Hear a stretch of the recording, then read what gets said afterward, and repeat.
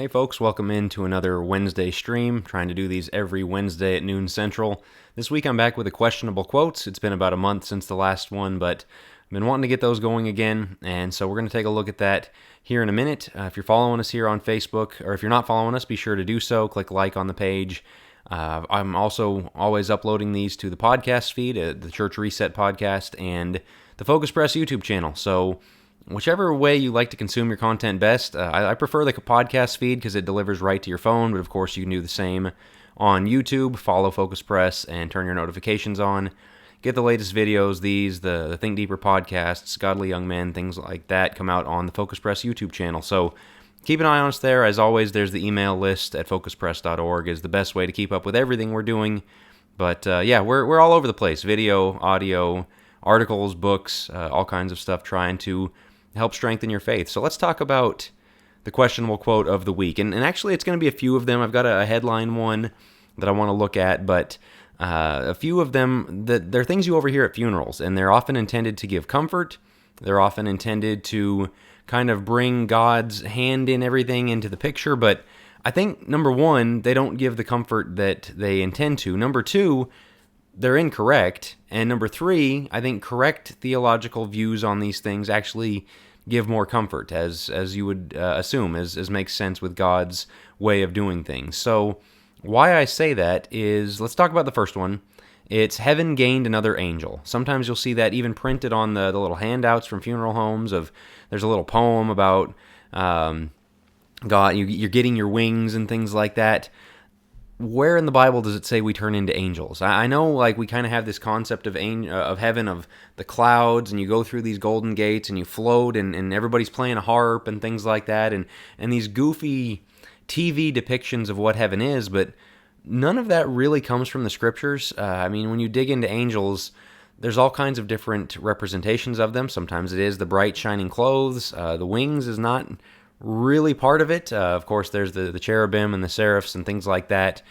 Seraphim, I guess I should say, that bring that element into it. But as far as the messenger angels, so many times it's not the wings and halo thing that we like to depict. But the other thing about it is angels and humans are separate. I think that's a really important distinction. And so when we're telling somebody, oh, well, God gained another angel, no, it's actually better than that. The scriptures tell us that. In fact, I wanted to look at a couple. Psalm 8, verses 5 and 6. David says, "Yet you have made him a little lower than God. You crown him with glory and majesty. You make him to rule over the works of your hands. You have put all things under his feet." But if we take a look at that, actually, made a little lower than God, that takes us to Hebrews, where you have kind of that same idea of us being above the angels. Let's see.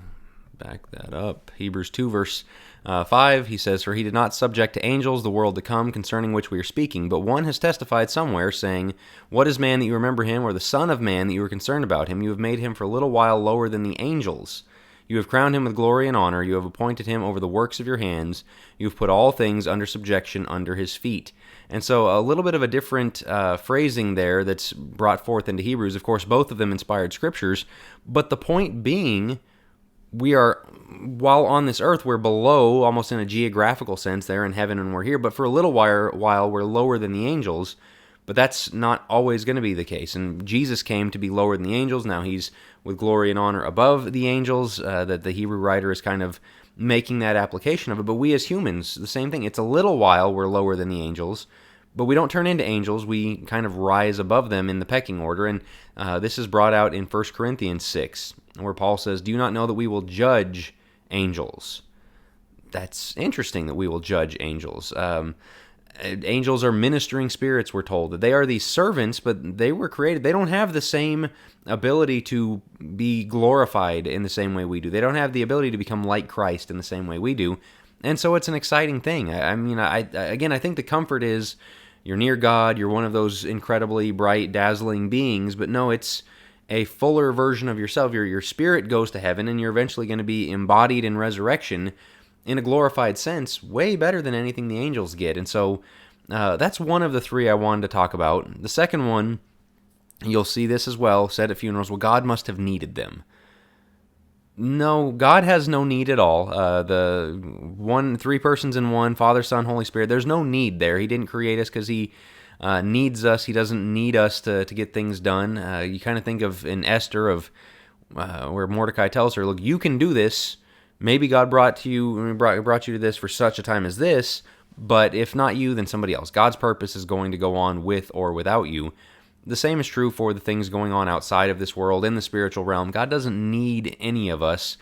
And the thing about that is, when you tell somebody that for comfort, it's almost like God killed the person. God took the person. Well, yeah, I know there's taking him home and things like that, but God just decided, all right, that's enough in this world. You're going to come on to the next world because I need you for something there. That's not really how it works. And then there's closely related to that, everything happens for a reason. In a sense, yeah, but that idea of that being comfort of, well, God made this happen. Well, Romans 8:28 talks about God making all things work together for good.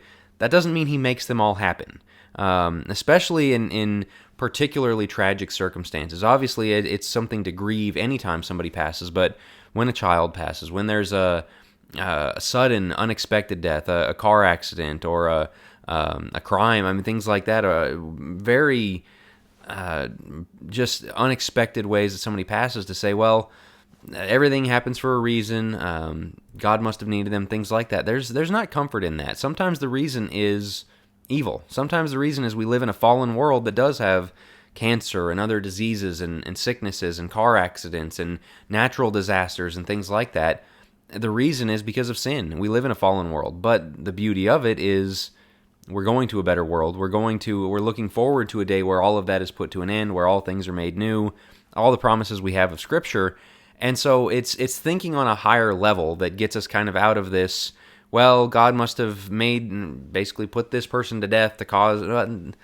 I don't think that's the comfort that often is intended. And so the things we say around a funeral, the things we say around death, to give people comfort, again, the intention is good, but accuracy helps. True theology, getting these things right of, no, we're not going to be angels. We're above that. You get to go and be with the Lord, as Paul talks about in Philippians, that, when you leave here, you get to go be with him, and you're not going up there to be sent on missions all over the world like we see angels in Job and elsewhere in the Bible.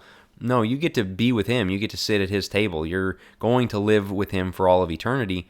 There's a real beauty to that. There's a real power to that. And the same of, not all things are caused by God, but God makes good come from all things, and he is making all things new, resolving all of the bad things that man does and the results of the fall and things like that.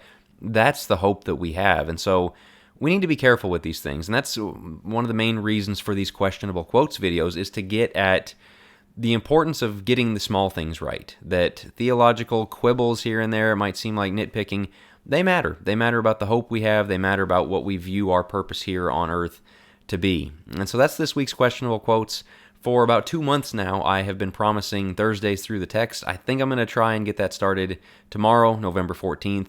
That will go up. I don't think I'll be doing that live here on Facebook, but they will be on the Focus Press YouTube channel, or catch the audio on the Church Reset podcast feed.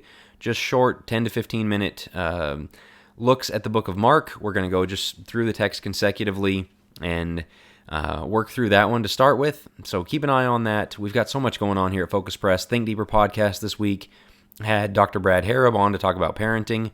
I learned a lot from it. Nobody wants to hear parenting advice from somebody whose oldest kid is 6, and so that's why we brought him in. He and his wife Melinda just wrote a book on parenting, and so really good information. I hope you'll check that out. Articles going up at jackwilkie.co. Jackwilkie.com actually now gets you there too, so if you type it in wrong, I'm pretty proud of owning both URLs. And so check that out. Tomorrow I've got an article coming on Christians and misinformation and conspiracy theories and things like that, and how that has really been blown out of proportion in recent years. And so I'm going to be talking about that on an article coming up. I just announced a book on my site the other day. So again, the content is just nonstop here at Focus Press. Check all of that out. Be tuned in to here on Facebook or the YouTube channel, wherever you get your stuff, and I will talk to you guys on the next one.